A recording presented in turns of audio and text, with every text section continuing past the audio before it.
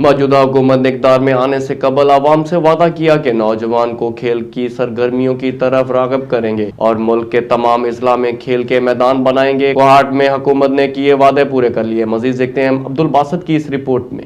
پاکستان تحریک انصاف کی موجودہ حکومت نے عوام سے وعدہ کیا تھا کہ ہم اقتدار میں آتے ہی نوجوانوں کو کھیل کی سرگرمیاں کی جانب راغب کریں گے اور ہر شہر میں کھیلوں کے میدان کی بھرمار کریں گے۔ اس حوالے سے ڈسٹرکٹ کوہاٹ میں اسپورٹس کمپلیکس کی تعمیر اور مختلف یونین کونسلز میں کھیلوں کے میدان بنائے جا رہے ہیں۔ گراؤنڈ جو مکمل ہے وہ تحصیل لیول کی گراؤنڈ وہ بھی مکمل ہے۔